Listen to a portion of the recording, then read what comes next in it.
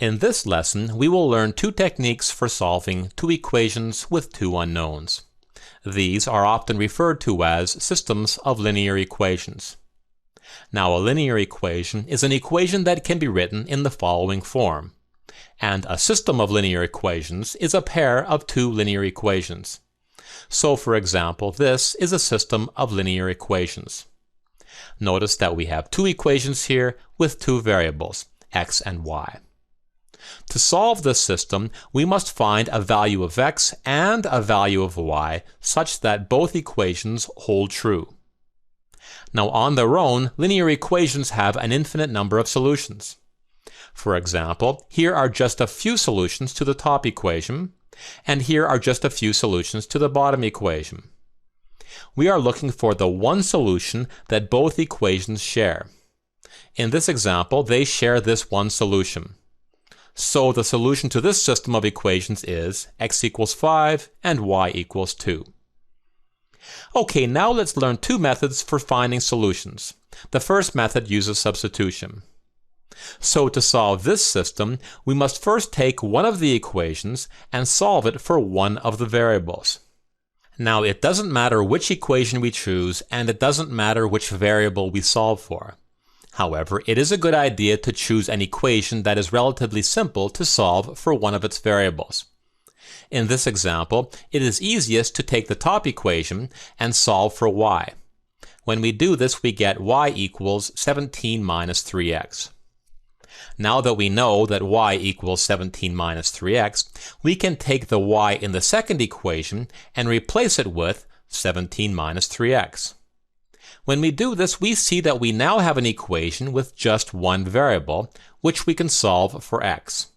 To do this, we'll first expand the left-hand side, and then we'll simplify the left-hand side. From here, we'll add 34 to both sides, and then we'll divide both sides by 8 to get x equals 5. Now that we know that x equals 5, we need to find the corresponding value of y. To do this, we can take any of the above equations and plug in 5 for x. So let's take this equation here and replace x with 5. When we evaluate this, we see that y is equal to 2. So the solution to this system is x equals 5 and y equals 2. Okay, let's summarize the steps involved in the substitution method. First, choose an equation and solve it for one variable. Then take the other equation and replace the chosen variable with its equivalent expression from the first equation.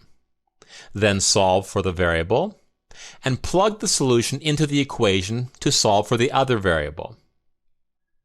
Okay, now let's examine another technique called the elimination method. This technique relies on the following properties. First, if A equals B and C equals D, then if we add the left-hand side and add the right-hand side, the results will be equal.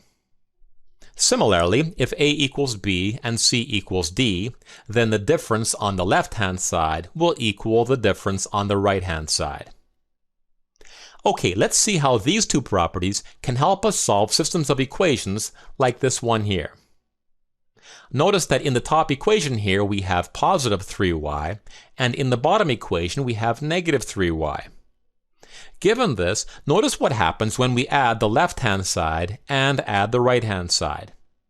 First, 2x plus 4x equals 6x, and next we have positive 3y plus negative 3y. When we add these, the y's cancel out. They have been eliminated. Finally, we have 10 plus negative 16, which equals negative 6.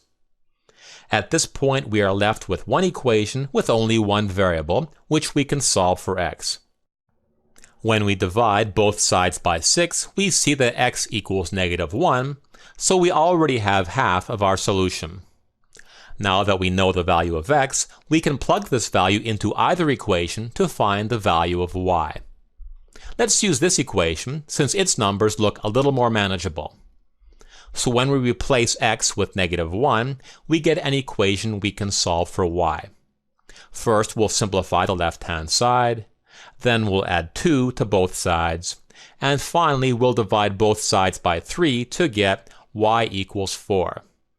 So the solution here is x equals -1 and y equals 4. Let's try another question. In this example, the coefficients in the two equations will not allow us to eliminate a variable by simply adding or subtracting the two equations.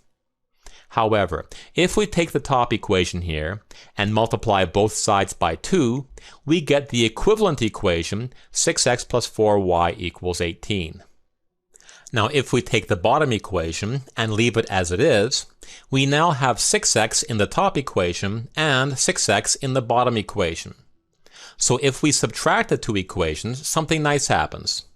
First, when we take 6x and subtract 6x, the x's cancel out. Next, when we take positive 4y and subtract positive 5y, we get -1y. And finally, when we take 18 and subtract 15, we get 3. At this point, we can solve this equation by dividing both sides by -1 to get y equals -3.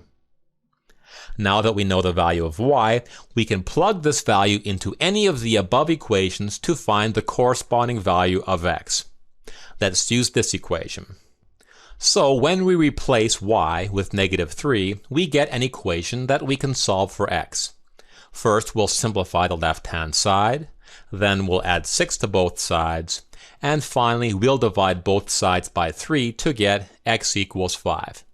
So the solution here is x equals 5 and y equals -3. Okay, let's try one more. To solve this one, let's first take the top equation and multiply both sides by 3 to get the equivalent equation 6x minus 9y equals 3. Next, we'll take the bottom equation and multiply both sides by 2 to get 6x plus 14y equals 26. Since we now have 6x in the top equation and 6x in the bottom equation, we can subtract the two equations in order to eliminate the x's. So when we subtract 6x minus 6x, the x's cancel out. Next we have -9y minus positive 14y, which gives us -23y. Finally, when we subtract 26 from 3, we get -23. At this point, we can solve this equation by dividing both sides by -23 to get y equals 1. Now that we know the value of y, we can plug this value into any of the above equations in order to find the value of x. Let's use this equation. When we replace y with 1, we get an equation we can solve for x. First, we'll simplify the left-hand side, then we'll add 3 to both sides, and finally we'll divide both sides by 2 to get x equals 2. So the solution here is x equals 2 and y equals 1. Okay, let's summarize the steps involved in the elimination method. First, manipulate the equations until you have matching coefficients that will allow you to eliminate one variable. Then add or subtract the two equations to eliminate that variable. From here, solve for the remaining variable, and then plug the solution into any equation to solve for the other variable. Okay, now that we have two techniques for solving systems of equations, which method should we use when presented with a system? For example, which method should we use here? Well, in this example, adding or subtracting the equations will not eliminate a variable. However, notice that the top equation here can be easily solved for y. At this point, we can take the y in the bottom equation and replace it with 4x minus 1. Okay, how about this example? In this example, we have -3y in the top equation and positive 3y in the bottom equation. So if we add these two equations, the y's are eliminated, leaving us with an equation we can solve for x. Okay, let's summarize. In this lesson, we learned two techniques for solving systems of equations.